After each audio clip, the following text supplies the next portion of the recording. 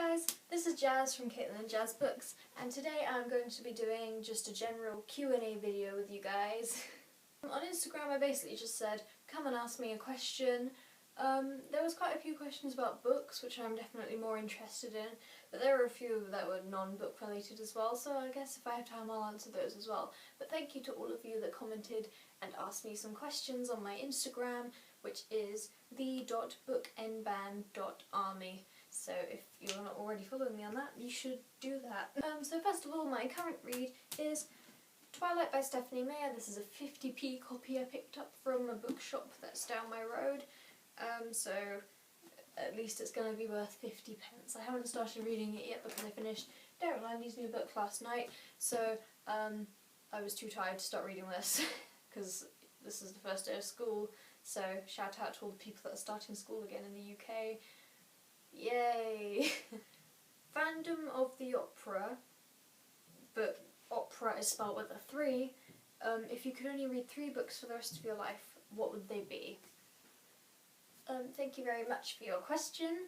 I think I kind of cheated with this because I picked out like omnibus books which have 2 or 3 books within them, so whatever. I mean, if there's still one book, okay? So the first one I would choose would be Mindwalker by A.J. Steiger? I don't know. But I read this book a while ago, and it's set in a dystopian society when people are basically judged based on their mental health. And it's like quite dark and psychological, but I think that's why I like it. I like dark stories quite a lot. And I'm all for a bit of dystopian. It's one of my favourite genres, if it can be called a genre. It is a genre? Yeah, it's a genre. But yeah, this is amazing, and the second one is coming out either this year or next year, but the first one was pretty darn good. I mean, if she tied it off a bit better, it could have been a standalone, so there'd be no need for a sequel, but I'm pretty excited for the sequel. But the first one is pretty good. One that I would probably read, and let the cheating begin, is my copy of the very first 2 Scudderbury Pleasant books. But look, it's just a single book, so it counts. And it has the first and second Scudderbury book within them, which, as many of you know, is my all-time favourite series to read ever.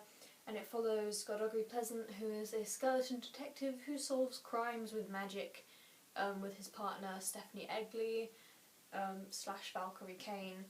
But yeah, if you haven't already read it, you should go read it. And if you're unsure why, you should watch my Why You Should Read Scudderbury Pleasant video. So you should do that. It's a good series. And the final one I would read, once again cheating, is an omnibus of the very first 3 Chronicles of Ancient Darkness. That sounds like a really stupid series, but it's very good, even if it is aimed at a younger audience. Most of the books I read are aimed at younger audiences, but they're still really good. So it's set in sort of caveman times, and it follows a boy called Torak who is on the run, and they all belong to different clans, and it's about how he interacts with the other clans and has to survive. And there's lots of like curses and stuff like that, and it's just really good. And this has it has the first 3 books in it, which I might have already said.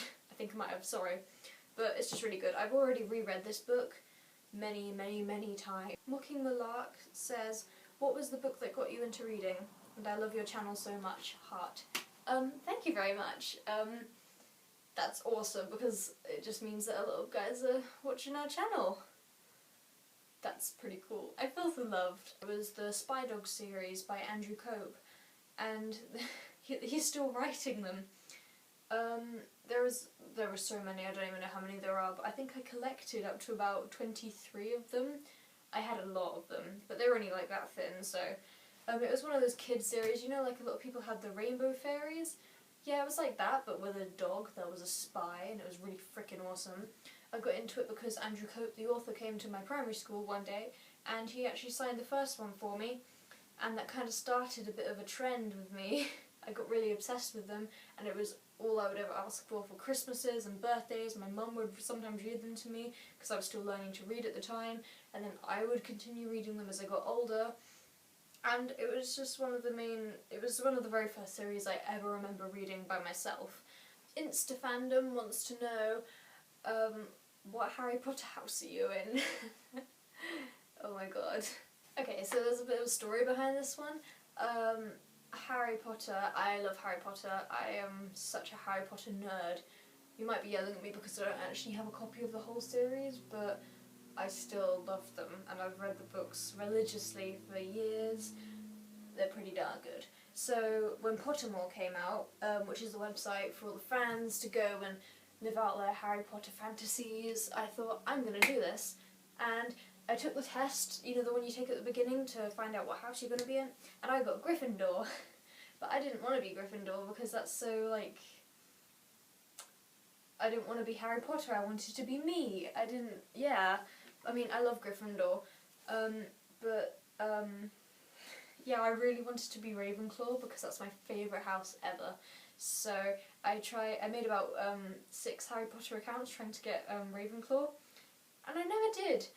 But then I took a different test on a different website, which combines all the questions from the quiz that you get on Pottermore, and I did get Ravenclaw first time, so I'm going to say I'm a Ravendor, which is a Ravenclaw and a Gryffindor mixed together, but Ravenclaw is definitely my favourite house, so if I could choose to be in one, it would be Ravenclaw. HP7 always says, what books do you like to reread? There's quite a few books that I like to reread, so I'm just going to go through them very quickly. I always read the Skullduggery Pleasant series, the entirety of the series, so 9 books, and he's releasing another series, so I'll probably reread all of that as well, but always love to reread that. I mentioned this before as well, I like to read the Chronicles of Ancient Darkness over and over and over again, because it's a brilliant series and you should read it. It's by Michelle Paver, so there you go. There's your next read sorted. Demon Road Trilogy by Derek Landy, which is one of my favourite trilogies now, because I just read the last one and it was pretty darn good. Well done, Derek Landy, I take off my imaginary hat to you. It's pretty good. It's about a girl called Amber running away from her demon parents. Pretty good. I haven't reread this yet, but I really want to. Everything Everything by Nicola Yoon, because it was just such a cute story, and it's got lots of illustrations, and her writing style was just perfection, so I will probably reread this in the future. The Noughts and Crosses series by Mallory Blackman. I only own the first 3 in like paperback copy. The 4th one I have on my Kindle, so I do actually own the entire series. But the first one is my favourite. I've reread this about 3 or 4 times. It's really good. It's set in a sort of a racist society where the roles are sort of reversed. So a lot of black people are in power over the white people who are now a minority, but they're not called black and white people, they're called Noughts and Crosses. And it's about a love story between people of contrasting backgrounds, so there's that, which I really love. It's such a good book, you should read it. And finally, the Harry Potter series by J.K. Rowling, but more specifically the Philosopher's Stone, because it's one of my favourite ones in the entire series, and it's the only one I actually have a physical copy of, apart from The Cursed Child, which I don't really count as part of the series, but yeah. This is a really good book. Ice by Sarah Beth Durst, which is an amazing book about a girl who's kidnapped by a polar bear king, and yeah, I'll let you figure out what happens because you need to read it, because it's an amazing book and I've read it about 5 times, it's so good. You can tell because it's all bent and well loved. And the second one I want to reread is Harry Potter and the Cursed Child, because I just loved it. I mean, I know there's a lot of bad opinions about this book, but when I say bad, I don't mean like bad opinions, because everyone's opinion is valid. I mean, they didn't like it, but I really liked it, so I really want to reread it and maybe just like go through a load of points that many people didn't enjoy and just sort of re-look at those, but I enjoyed it, so I reread it. The same person, HP7 Always, who asks really good questions, by the way, well done, he says, what is your opinion on books school forces us to read versus ones that we choose? Most of the books that school forces us to read would be okay if you didn't read them in school, if I'm honest. Like Lord of the Flies, if I had read that like in my own spare time, I probably would have enjoyed it. I probably would have given it 3 stars maybe. As it is, I gave it 2 because we've had to read it so many times over the academic year and write essays on it, and once like a book has been subjected to that sort of hate from school children, it's just not enjoyable anymore. And you know, anything you have to write an essay about is not usually something that you're like happy with. like reading and stuff. So yeah, I mean, most of the books that I've had to do this year for school, I've been pretty fortunate about.